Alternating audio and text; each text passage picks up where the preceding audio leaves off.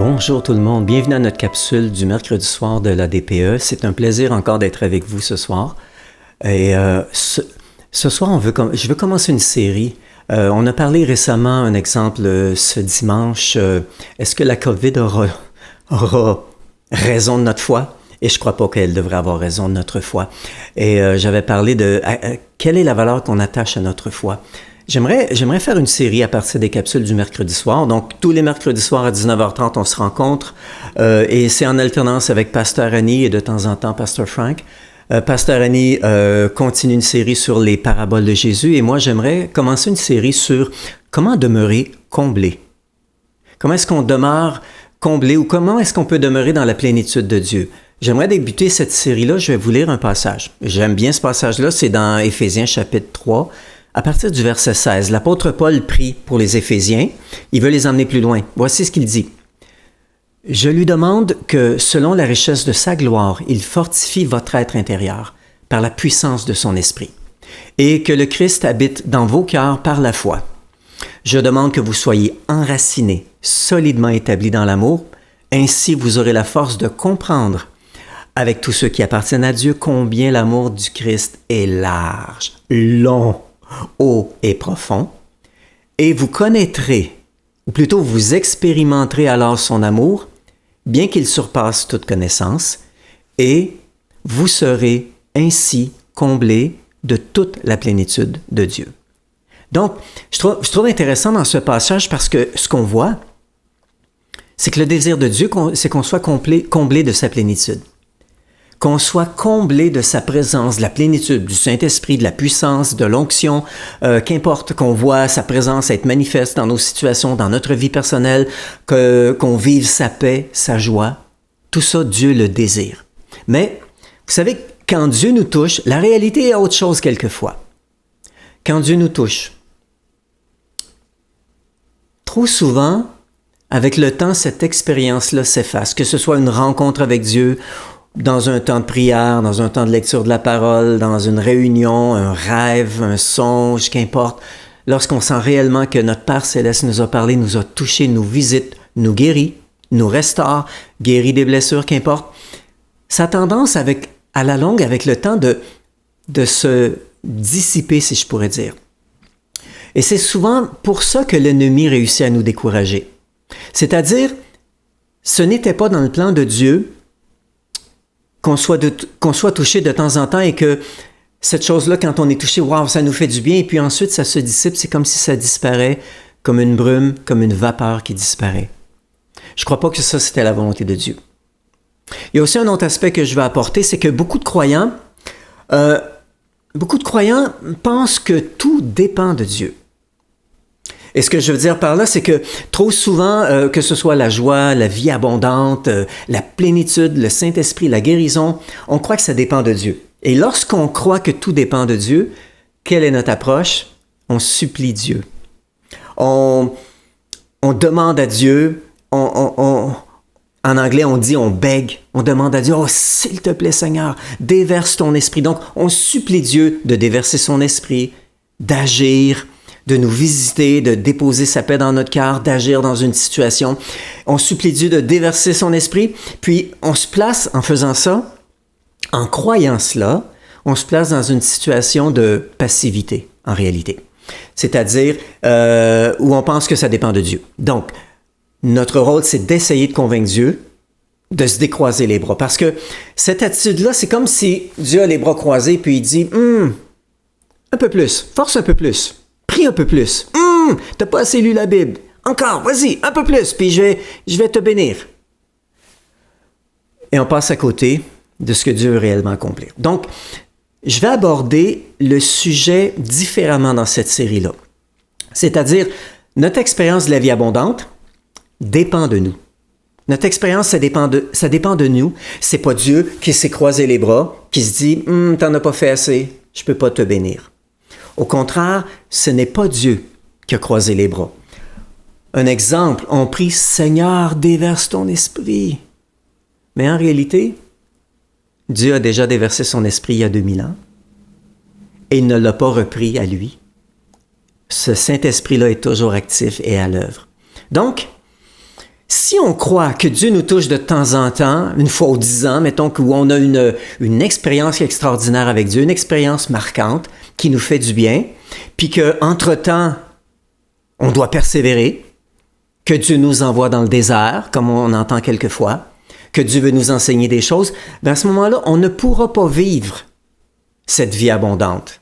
Cette vie abondante, comme Jésus a mentionné dans Jean chapitre 10.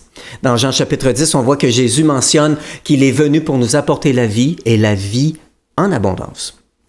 Donc, si on croit que Jésus est le même, si Dieu nous a déjà touchés, nous a déjà visités d'une manière quelconque, nous a convaincus, un exemple même le jour de notre salut, le jour où on a été convaincus que sans lui, on était perdu, qu'on avait besoin de son salut en Jésus-Christ, qu'on a été convaincu de son amour, de sa bonté, qu'on a répondu à cet appel-là. Vous vous souvenez probablement de la transformation. Et si on croit que Jésus est le même, ben c'est pas lui qui a changé. Ce n'est pas lui qui a changé. J'aimerais vous lire ce passage dans Jacques, chapitre 1, verset 17. « Tout bienfait et tout don parfait viennent d'en haut. Ils descendent du Père des Lumières, en qui il n'y a ni changement, ni l'ombre d'une variation. » Ça, j'aime ça. L'ombre d'une variation. Ça varie vraiment pas. Donc, l'apôtre nous montre clairement que Dieu ne change pas. Jésus est le même, hier, aujourd'hui et éternellement. Ça, c'est une phrase qu'on utilise souvent. Donc, si on croit que Dieu ne change pas, alors c'est nous qui avons changé. C'est ce que ça veut dire. Nous changeons. C'est-à-dire, depuis la dernière fois où j'ai vécu quelque chose de puissant avec Dieu, et si aujourd'hui ça s'est estompé, ça a comme disparu, il faut que je m'arrête pour y penser, pour me rappeler de dire, comme on dit des fois, le bon vieux temps.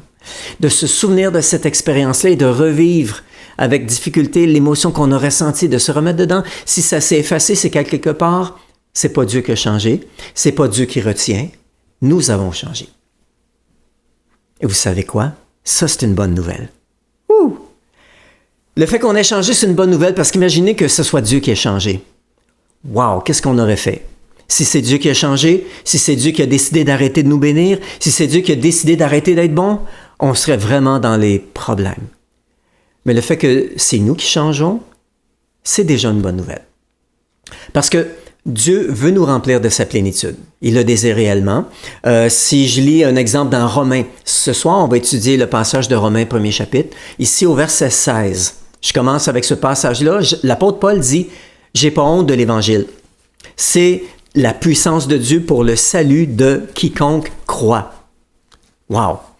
Donc, l'apôtre Paul dit qu'il n'a pas honte de l'Évangile. C'est une puissance pour transformer les vies. Et vous savez, il a raison en disant ça. C'est vraiment le cas. Donc, l'Évangile est une puissance. L'Évangile n'a jamais changé. Et Dieu désire qu'on puisse, que nous, on puisse vivre cette abondance-là. Dieu veut qu'on soit rempli de sa plénitude. Ça, c'est un point de départ. C'est une vérité de départ. Dieu désire qu'on soit rempli de sa plénitude. Alors, si ce n'est pas le cas, on a quelque part une responsabilité. Et peut-être certains vous allez dire « Hey, wow, Gaétan, t'es en train de me dire que c'est de ma faute. » Oui. Mais je dirais plutôt, c'est ta responsabilité et non ta faute. Tu n'es pas une victime. On peut dire « Ah, c'est à cause des expériences que j'ai vécues dans mon enfance, c'est à cause de la situation, c'est à cause de mon patron, c'est à cause de mon mari, c'est à cause de mon épouse. Ah, mes enfants me font perdre la tête, qu'importe. » C'est facile de constamment trouver des excuses pour ne pas vivre cette plénitude-là, ou de dire c'est la raison pour laquelle je ne peux pas vivre. J'ai pas le choix ceci, j'ai pas le choix cela. Je suis désolé. Ça dépend de nous, ça dépend pas de Dieu. Donc, les robinets au ciel, ils sont pas fermés. À quelque part, nous, il y a quelque chose qu'on a fait. Et ce soir, je voulais juste attirer votre attention. Je regarde le temps qui nous reste. Oh, on a déjà 10 minutes de fait. Ce soir, dans Romains chapitre 1, verset 16, Paul dit « J'ai pas honte de l'Évangile, c'est une puissance pour transformer la vie des gens. » Et un peu plus loin, il continue, au verset 17. On va lire du verset 17 jusqu'au verset 21 et ensuite, je vais l'expliquer en terminant. Donc, en effet, c'est l'Évangile qui révèle la justice de Dieu par la foi, et pour la foi, comme cela est écrit, le juste vivra par la foi. Oui, Super. Au verset 18, on voit quelque chose de vraiment important. La colère de Dieu se révèle du ciel contre toute impiété et toute injustice des hommes qui, par leur injustice, tiennent la vérité prisonnière. Car ce qu'on peut connaître de Dieu est évident pour eux, puisque Dieu le leur a fait connaître. En effet, les perfections invisibles de Dieu, sa puissance éternelle et sa divinité, se voient depuis la création du monde. Elles se comprennent par ce qu'il a fait. Ils sont donc inexcusables.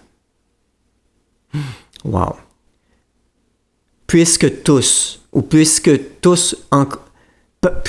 en connaissant Dieu, ils ne lui ont pas donné la gloire qu'il méritait en tant que Dieu, ils ne lui ont pas montré de reconnaissance, au contraire, ils se sont égarés dans leur raisonnement, et leur cœur sans intelligence a été plongé dans les ténèbres.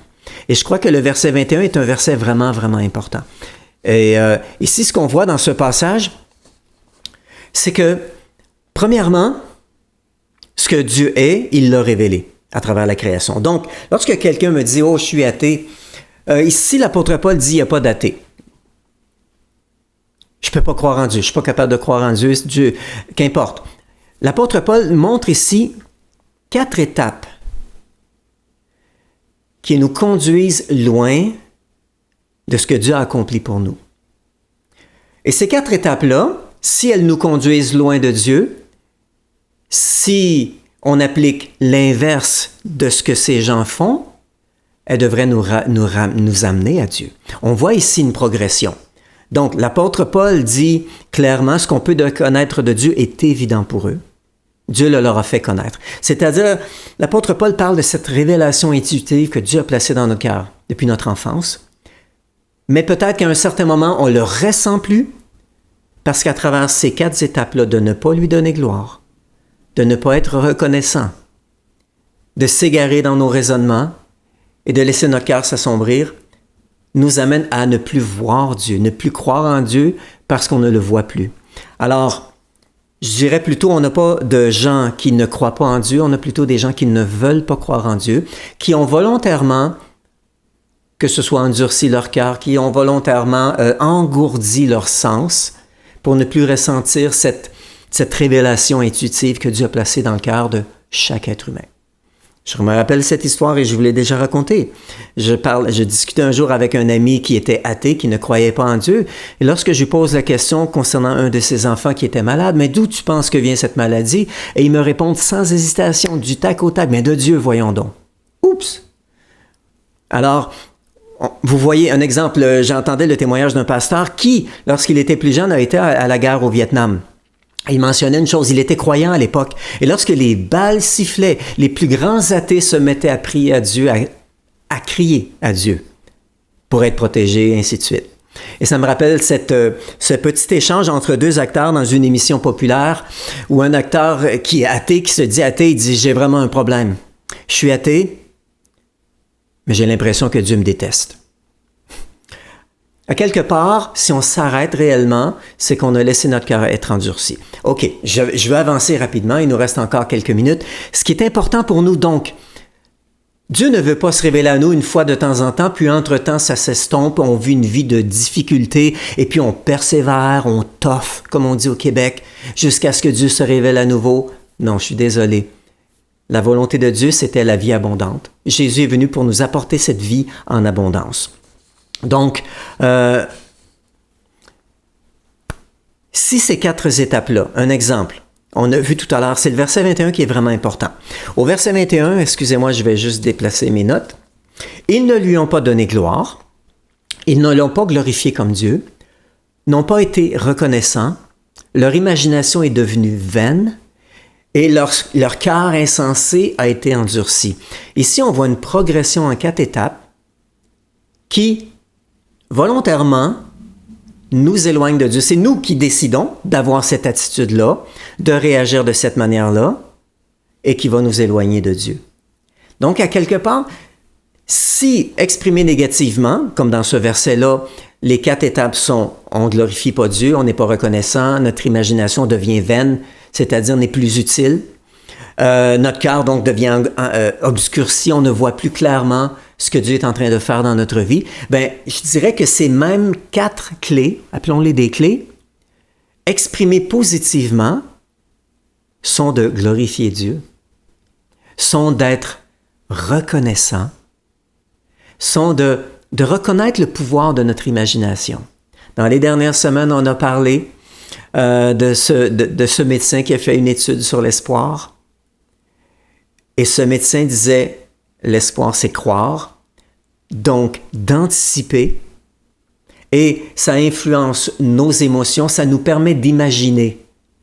On utilise notre imagination pour voir un avenir positif, disons-le de cette manière-là. Donc, ce médecin, en étudiant avec les notions de médecine, arrive à la conclusion que, littéralement, la foi, de croire en Dieu, implique notre imagination. Ce n'est pas une croyance intellectuelle.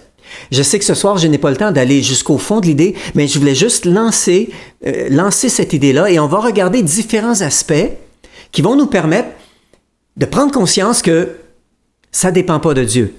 Dieu désire qu'on vive la plénitude et nous, à quelque part, on a besoin d'être juste actifs et collaborer avec lui pour s'assurer que ça reste pleinement vivant. Donc, tout à l'heure, on aura ce temps sur Zoom. Passez sur Zoom, c'est le numéro standard de l'Église pour Zoom. Et à partir déjà de peut-être 8h moins 10, on sera ensemble, on aura une petite discussion à ce niveau-là. Qu'est-ce que ça veut dire, glorifier Dieu? Et je pourrais apporter un peu plus d'explications. Glorifier Dieu, donner une grande valeur à Dieu, être reconnaissant, utiliser notre imagination pour exercer notre foi et prendre soin de notre cœur pour que notre cœur demeure toujours un terreau fertile pour que cette foi-là puisse grandir.